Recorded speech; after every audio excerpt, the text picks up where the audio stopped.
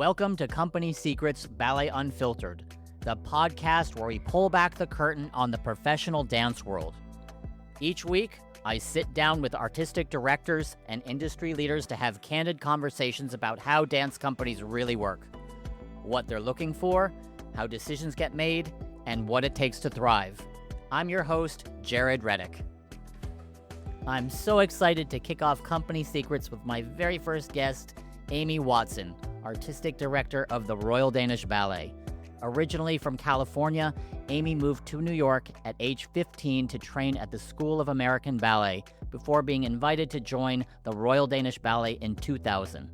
She was promoted to soloist in 2003 and to principal dancer in 2007.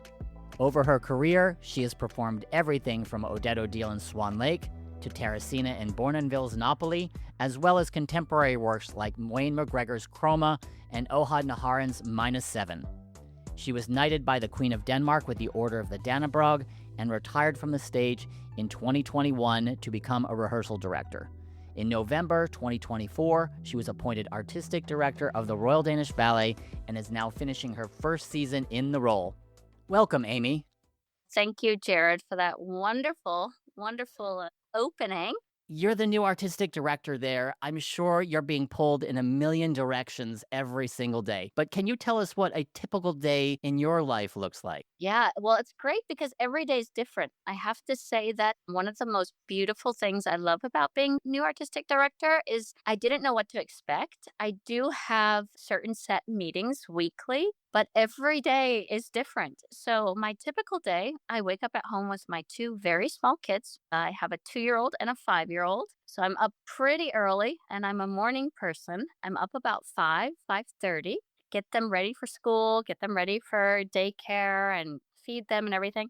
I start emailing. Sometimes I check in about 7 o'clock in the morning. I check my mail for the first time. And luckily, my amazing new administrative director is also a morning person. So sometimes we get on the phone between 7 and 7:30, depending on what the day's challenge is or if we've had a surprise overnight. And then once I drop the kids off at school and daycare, we go straight into the office. I'm never later than between 8:30, 8:45. Our meetings generally start at 9. I start the day with my fantastic personal assistant, Aneta, who kind of goes through anything that I maybe need to have an extra focus on, or she always prints out. I love this little folder called homework. So I know what my day is entailed. And I start an average day. I normally have one meeting probably between 9 and 10. It's normally with rehearsal directors or with the directors of the theater because we have an actor here and we have an opera director and we have now our first orchestra director too. And then 10 o'clock company class starts. And depending on if I'm lucky enough to teach, then I can go down to the studio and teach between 10 and 11:25.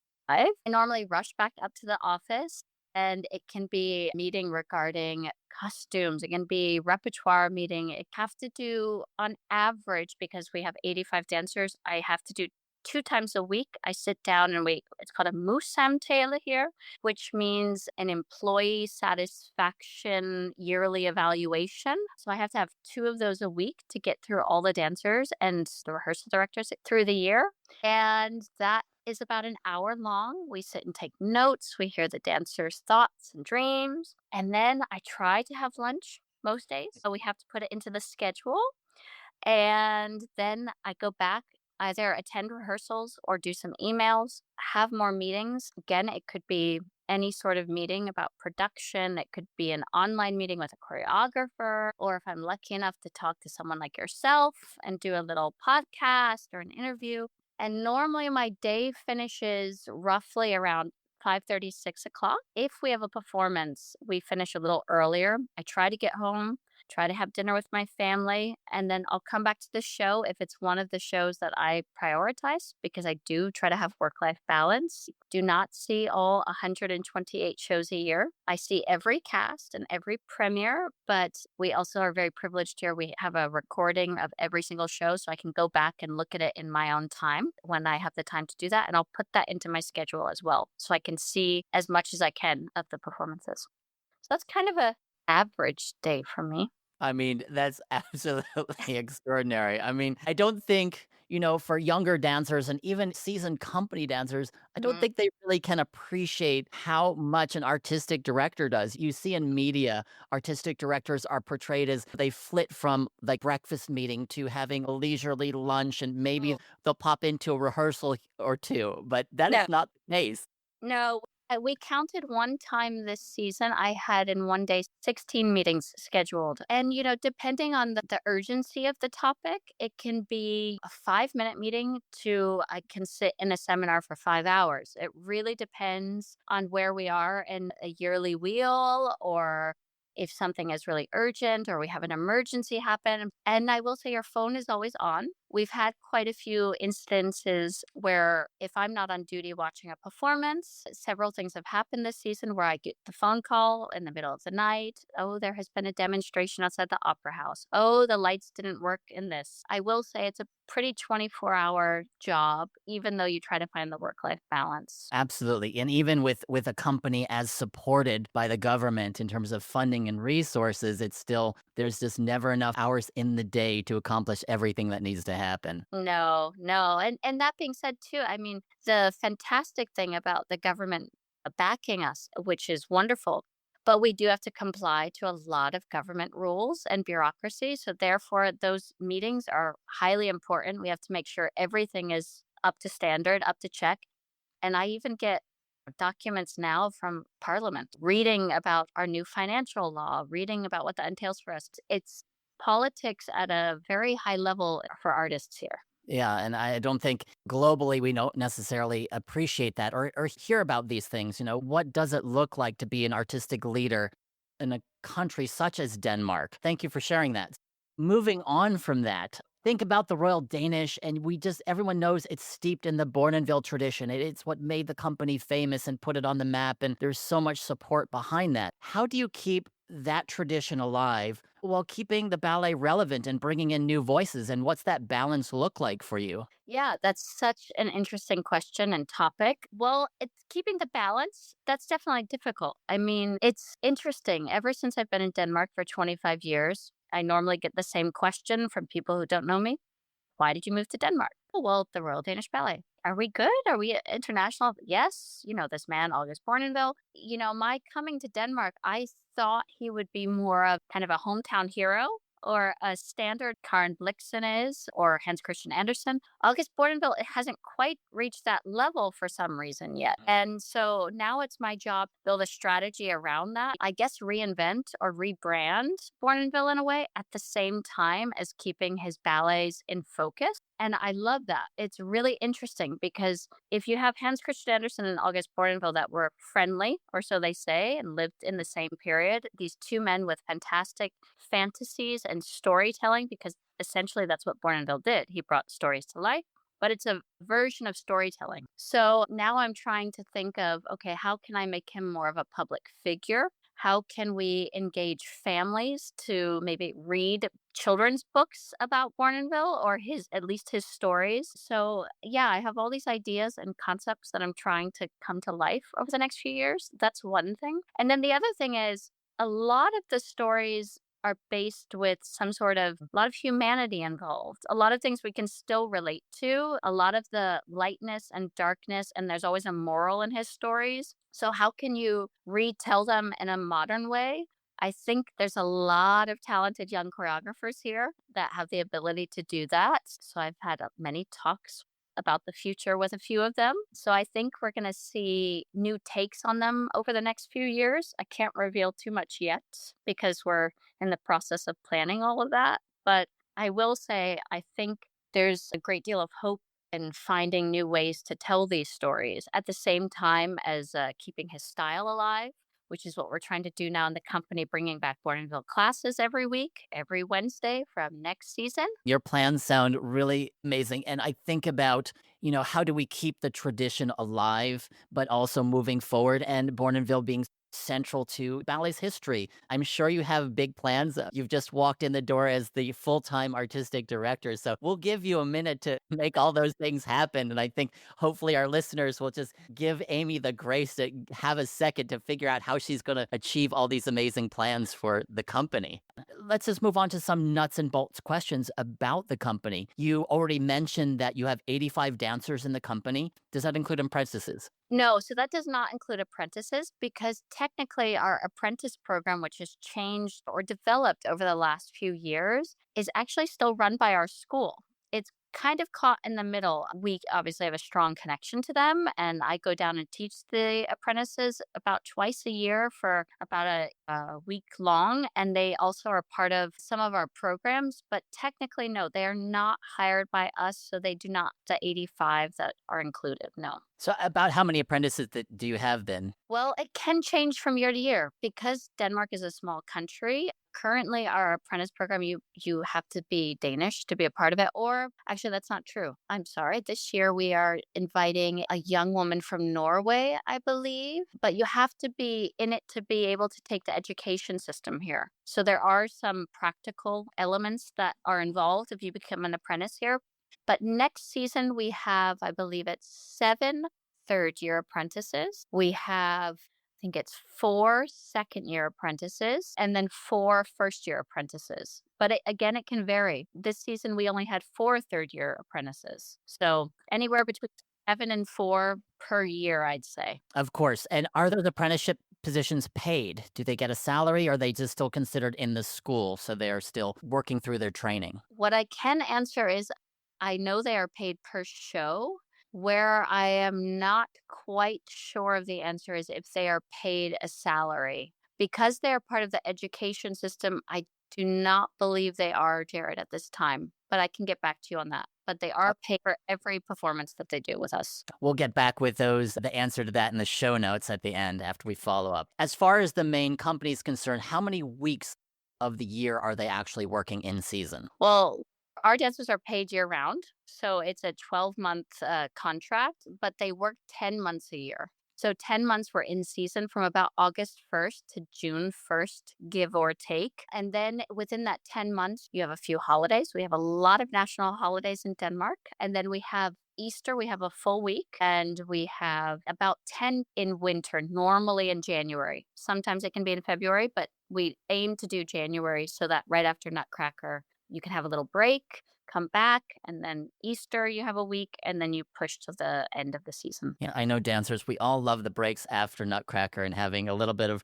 rest and recuperation, mental health time is always very much appreciated. That's right. From Scandinavia, you want some sun at that time. So we had Yeah. a lot fly to Thailand or somewhere to get sun. I've definitely spent some time in Denmark during January and February and March, and maybe at the end of March, you're getting a little hopeful because the light starts changing. That's right. But unlike now in summer, you have light almost till 11:30 at night. Well, I know for me, summers in Copenhagen are absolutely magical because you have all the daylight and, it stays light till very late. And of course, the sun rises at like 4 a.m., which is, a little disconcerting too. So, for new dancers, for young dancers, how can they tell if you're actually hiring? Is that something you put on the website? Is it something that goes through kind of a network? Is it something, are you really looking at hiring from the school? What does that look like for a young dancer? Yeah, I will say this. We do prioritize our school. We look at our school first. I have what's called half-year evaluations with the apprentices in November. So I get a kind of feeling of how's everyone progressing, where are we going? And then in mid-February, I actually hold the audition for the apprentices to join the company. When you're a third-year apprentice, you have, it's around Valentine's Day that we invite them to take 2 company classes normally, 2 days in a row, where myself and all the rehearsal directors, or who's available that day, depending on different performance emergencies, will come down, observe them do company class for 2 days, and then we decide if we're going to offer them a contract or not. And those 2 days, the reason we do it that way, 2 company classes, is that's preferred version. We always ask if we invite someone to come and audition for us from outside of our school, that we always recommend, can you stay for 2 days so we can get to know you? That's great. And in terms of salary, the burning question every dancer wants to know, what does the starting salary, a main company contract look like? Main company contract, I believe it's 24,000 Danish kroner per month.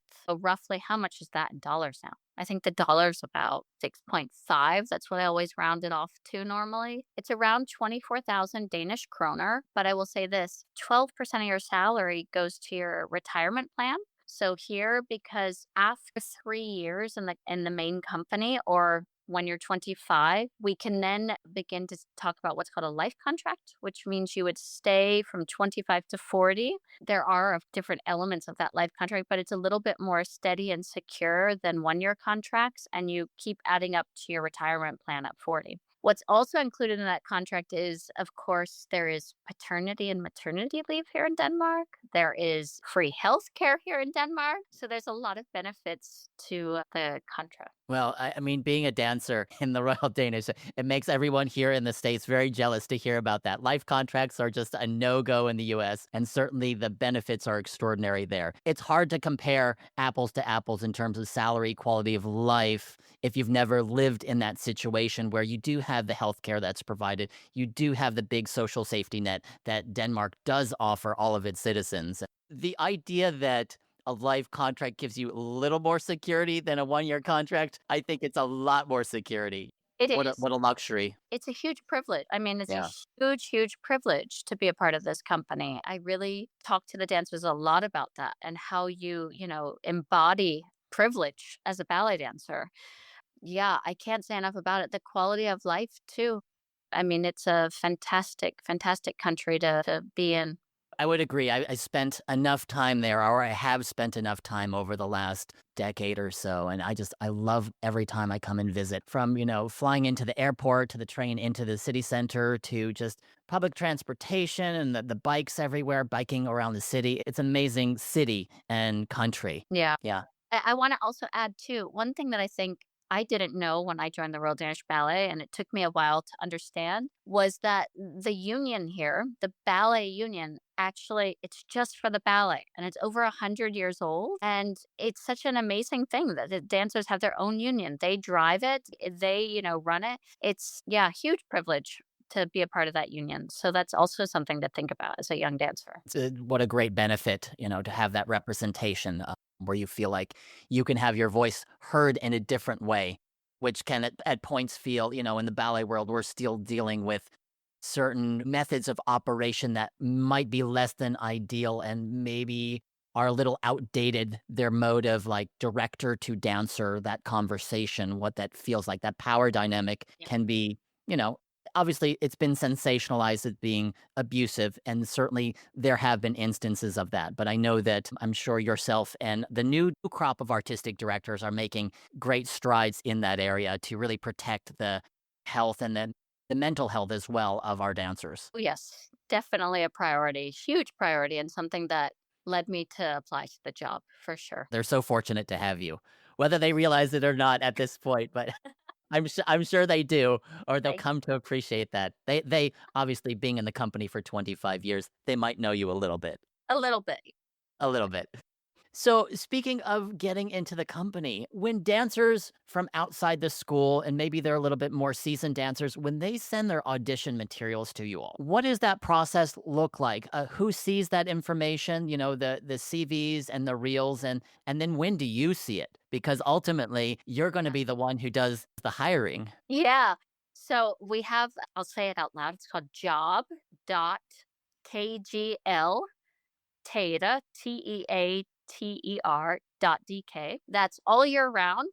You can send your CV and your videos and everything, because going back to your previous question, Jared, we don't really advertise when we have contracts, or we haven't for a few years, because it's actually been quite fluid. And after COVID, at least my experience being a rehearsal director has been, we constantly are looking and we're constantly keeping track of things. And we also, unfortunately, are constantly losing dancers, for the good and for the bad. So we do keep the box open quite a long time. Of course, following GDPR rules, we also have to get rid of data.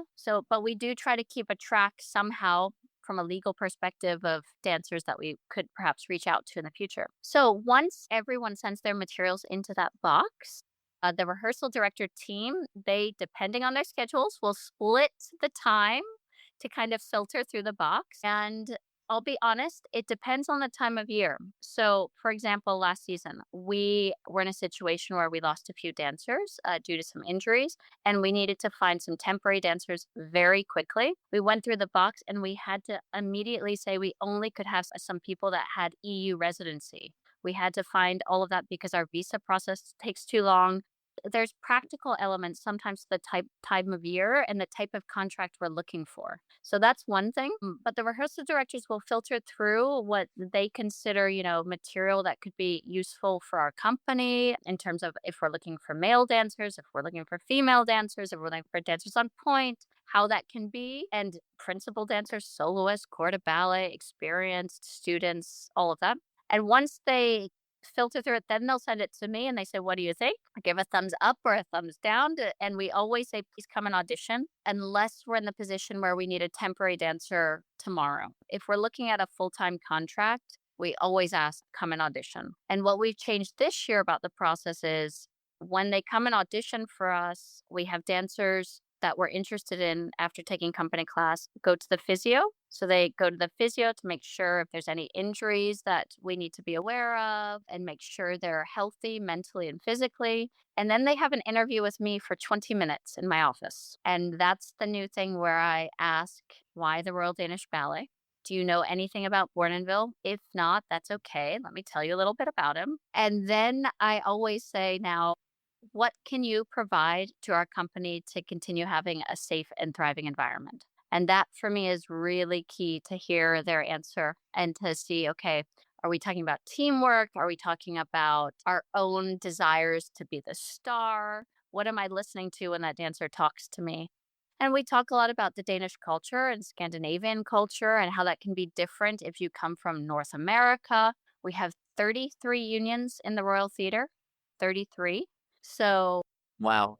yeah, so there's a lot at play here. And Danish society, how do you fit into that? Yeah, there's many, many factors. And then after all of those elements, I sit and talk with the team and we kind of vote actually. And we talk about, should we offer this person a contract? In some cases, I will reach out if the dancer gives me permission. Can I reach out for a letter of recommendation or to call your current employee and to hear that? And that can also weigh my thoughts as well. That is a very thorough vetting of these young dancers and really giving them the opportunity to put their best foot forward. No pun intended Yeah. with what we're talking about, right? But I mean, instead of just taking company class and it's a yes or a no, that is a very thorough vetting. And obviously, we know with hiring dancers, it's not just the dancer who's the best technically. It's someone who has to fit within the structure that exists, who's going to thrive, right? It's so detrimental to young dancers to bring them into a situation where they're going to fail if they just don't have the whatever it is, whatever qualities that just are not that dissonance in the company. So they're going to feel uncomfortable. You're going to feel uncomfortable as a director, and the dancers are going to be like, this person just doesn't work because we work so very closely together in any rehearsal process or any season, I should say. So that is amazing, and the ballet world should be very grateful that you go to such lengths to vet your dancers. And that information that you just shared is amazing for young dancers and dancers at anywhere in their career to understand what your hiring process looks like. Thank you for that. One last question in this Yeah. area, talking about auditions and when you're looking at videos, whether you're looking at dancers through videos or in person, what's something that catches your eye and for you makes them employable? That's $1 million question for your company now. It's like, what is she actually looking for? Number one for me, when I'm just observing a dancer, so this means not the conversation, not when I'm speaking to them, is musicality. Number one. Number one, how they interact with music, how, if they're courageous with music, taking chances, pulling out the music, phrasing. That's definitely my number one. And then number two is coordination. I do look for coordination and the transfer of weight. That's my second thing. That's great. Yeah, musicality. I would expect that, but I mean, you never know. Everyone has their own sensibilities about the artistry of a dancer. Yeah. We're talking about these young dancers who are just trying to find their way into the profession and find, once they get there, how are they successful? Mm. What do you wish more young dancers knew about company life? Yeah, that's a really good one. I would say be curious and do your research on each company. When I was growing up and we had those dance magazines and, we didn't have the internet and stuff, we knew about repertoire and we knew about the famous dancers. That's wonderful. Yes, still look for the repertoire. But, ask around, ask dancers in the company, what is the culture like? What does a season look like? Know how many performances there are a year. I mean, we do roughly 133 shows a year in 10 months. We do 10 productions. What type of versatile is the repertoire? Do you have to dance in high heels? Do you dance in bare feet? Do you dance in flat shoes? Know what you're walking into. Honor the respect and tradition of, in our house, it's Bournonville. What kind of country you're moving to, possibly, if you're not moving to a country that the language, all sorts of things. I would really be curious and try to research as much as you can about the place and reach out to people that may have worked there or do work there. That's great advice because it's not just about the dancer you are after finishing school or being in different companies. Like, how do you succeed within that environment? And Yeah, these are life decisions we make as dancers when we join a company. You will spend so absolutely. many hours in the studio with those people. You're going to spend potentially, a decade or more in that city and that culture. So understanding what that looks like for them, so Absolutely. important. And, again, like we talked about previously, find out, is there a union? What does the union represent? I would, yeah, just do your homework and be really thorough about it. Because, like you said, if you spend hours and hours and weeks and days on end, you want to be in an environment that you want to thrive in as a person as well. So, Absolutely. And to that point, and we touched on it a little bit earlier. You touched on it. Mental health is so important for the well-being of dancers and people, but we're talking about dancers because it's so physically demanding and our time is absolutely encompassed by our profession. So yes. for you, what's one habit or mindset that has served you throughout your career to kind of preserve your mental health? That's a good question. I will have to say it changed, through different chapters of my career. I would probably, on average, say every 5 years, something new came up in my career to kind of reevaluate. The first 5 years, exciting, moving to a different country and joining the company and just keeping a job, all of that, and that was work, work, work. But then later in life, it's really about what is it about this art form I love and why am I doing it? Going to the root of why are you doing this and how does that relate to who you are? Because our identity and self-worth sometimes is wrapped up in this career.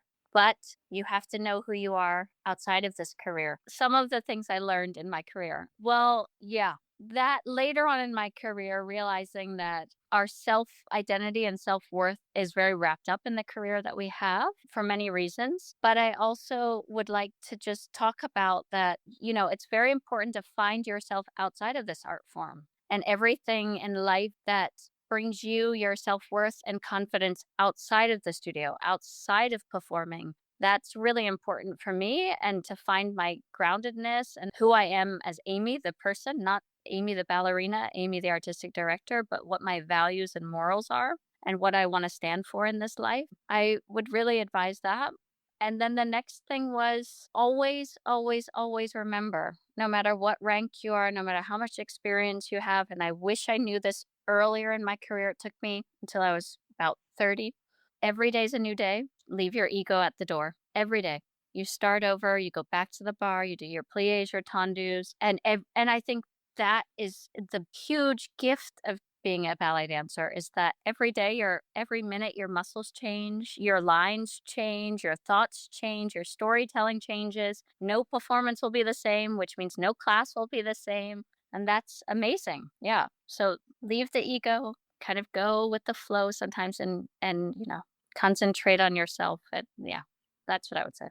Absolutely. I mean, it's such a privilege to be Be a professional dancer and to be surrounded by this art and these other extraordinary people that have committed their lives to pursuing the art and finding their own self expression. And it's easy to get lost in the company politics or your personal life gets wrapped up into what you're doing in the studio. We're human beings. This is such a human art form.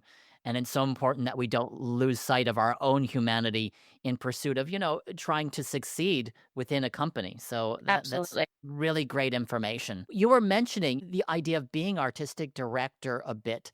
When you were a young dancer, did you ever in 100 years imagine that you would become artistic director? Well, I have a funny story. When I was 25, Frank Anderson was my director here, and I was a soloist.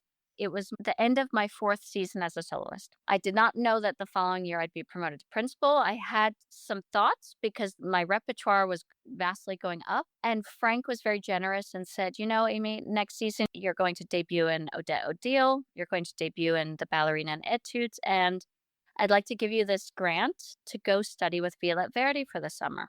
How wonderful. And so he kind of shipped me off to Violette for 2 weeks in Indiana, where it was just her and I for 2 weeks in a studio, training every day. And it was the best 2 weeks of my life as a dancer. I learned a lot from that woman. And one day we were at dinner, and I don't know why she said it. I don't even remember the conversation we were having. She said, Amy, I think you'll be a wonderful ballerina, but I think your destiny is to be a director. And I just Wow. looked at her, and at the time, I was almost slightly offended because I was like, "What do you mean?" But I didn't ask her, and I just thanked her, and I remember being very perplexed by it, and I have no idea why she said it. I didn't question her. I wish I had. And years later, after I did get promoted and I had wonderful success, I was about in my early to mid-30s where it started ticking for me, what do I want to do? And I knew I wanted to teach. That's all I knew. I love teaching class. I love it because it's so pure and that's where you really leave everything, I think, and you really shed everything. So I knew I wanted to teach. I didn't know in other capacities. And then I became closer with Nikolai, kind of behind the machine, letting me in on how things work. I knew I loved the Royal Danish Theatre. I grew up with a father who's in public service. And then I said to my husband, I said, I think my form of public service would be if I can just serve the Royal Theatre at the highest level. So if they want me, I'll do it. And that's how I view it. It's my way of giving back to a theater that I wasn't raised in. They don't owe me anything. They gave me this fantastic career. So if I can pay it back this way, then yeah. So that's how I view the job. It's an amazing story, right? Because I've seen you both teach class, I've seen you in rehearsal, I've seen your beautiful performances. And what always has struck me when I'm watching you work is the intelligence that you bring to the work that you do. I'm thinking specifically there was one company class. I was watching you work with some of the older dancers, right? And really how you navigated that situation in a classroom situation, right? In terms of these are more seasoned professionals, but going to them and working with them with such care, but such intelligence and still kind of pushing them, right? And sometimes we kind of have that back off from the more senior dancers who are established. So Mm. I'm sure Violette, but the thing that made you such a great artist was this intelligence that you brought to your work. And I'm sure Violette was like, yes, I see how this would be a benefit to the dance world. And here you are as director of this amazing house. Thank you, Jared. Thank you for that. It is the truth. It is the truth. A few more questions before Yes. we wrap up today. I've looked at next season. Obviously, Mhm. season planning is so complicated and it takes really a good timeline, lead time in terms of getting choreographers and stagers in. So, obviously, next season looks amazing, but what's Mm. a dream project that you'd love to bring to life for the Royal Theatre? Like somewhere down the line, I know, without revealing anything that you can't reveal. What a great question. So many things right now. No I'm doubt. fascinated with so many people. I mean, Kyle Abraham, I'm a huge fan of his work. Love to have him here. I've talked to Emma Portner. I'd love to explore if she has a full length in her. I really am a fan. We have a Danish young man named Sebastian Kloborg. I'm a huge fan of his work. He has extreme fantasy and a quirkiness and a humor that, yeah, I'm just fascinated with. And I think he can tell very dark stories in a palatable way. I'll say that. We have the gift in our company, this wonderful soloist named Eukene Sagüez, this Spanish dancer. Fantastic. She did a feminist take on Federico Lorca's Blood Wedding this year. I know she has depths in her. I want to keep exploring with her what stories we can tell. Yeah. Not to interrupt you, but I saw her work at one of your choreographic performances, and she has such a powerful point of view and way of expressing it physically. I would love to see more of her work. She just such a lovely human being and dancer. I'd love just having my conversations with her. She's She's just she's wonderful. fascinating, and her parents are from the theater world, and you can see that in her work. And, we're the House of Bournonville. We need to mime and storytell. That's who we are. So I really believe she could be a strong future for us. Yeah, and then there's this man I've been trying to get on the phone with 4 times now. We've missed each other, but this choreographer named Botis Siva, who has like a hip hop and contemporary background, just did a piece or is doing a new piece for Göteborg Dance Company and has worked with NDT. I really would like him here. We both have to get on our phones, but yeah, there's so many people. I'd like to do some more Hans Christian Andersen stories. I think they're very dark and could be super fascinating to explore. So, yeah, I yeah, mean, you have your hands full. I mean, it's like you wanna do everything all at once, but it yeah. takes so much time and planning to make those projects come to life, but I'm sure you'll get them done. I I have hope no so. doubt you'll get them done. I hope so. We actually plan here 3 years in advance. So I'm already into like 29 almost and 30. So we're doing our best to, yeah, keep up with the times, but sometimes that's the tricky part with planning so far ahead. It is three-dimensional Tetris Yes, it is. It really is. to make it happen. So, tell us about what's exciting for you about next season. I looked at your season plan. You have great balance between the classical and the contemporary. So, I'd love for our audience to hear what's exciting for you. Oh my gosh, next season I'm thrilled to have Alexei back in the house, Ratmansky. The last time he choreographed for us was a full length, I believe it was in '09, The Golden Cockerel. And so we haven't seen him since. That's 16 years, 17 years. He's bringing his or creating or finishing creating, I'll say. He started it in Russia. It was The Art of the Fugue. And he unfortunately had to leave because of the war. And now he's going to recreate it for us here. And then Akram Khan, Lady Macbeth. He was just here this spring for 3 weeks working with us, and he started going back to young dancers. He workshopped with the apprentices for 2 weeks here and creating and generating material with them for this project because they're going to be a part of it, our third year apprentices. And it was completely inspirational almost every minute, every day. He brought 2 assistants with them that were so kind and guiding to these young dancers, teaching them, not how to hurt yourselves in this extreme contemporary work. This is how you move here. This is how you do that. And then Akram would come in and do the storytelling. It was unbelievable. And I can't wait to be with him for 4 months next year and just, yeah, pick his brain. Wow, that is amazing that those young dancers got to work with him for 2 weeks. I 2 weeks. Yeah. Unbelievable. It sounds like that project's gonna be amazing. I mean, Yeah.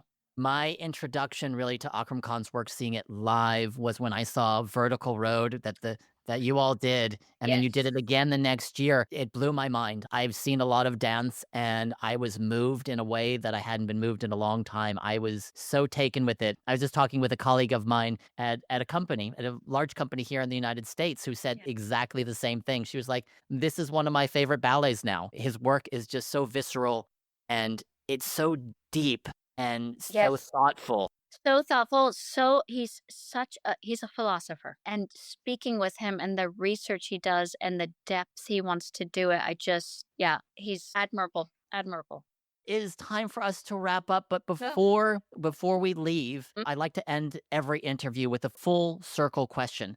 What's one piece of advice you'd give your younger self at the start of your career? Watch and listen. Watch and listen. Those moments where you're in the studio observing are priceless. You can observe how the pianists work. You can observe how the rehearsal directors work. You can observe the director. You can observe, more experienced dancers. You can observe your colleagues. It's priceless. You are gathering all that information and then listen to everything that's being said.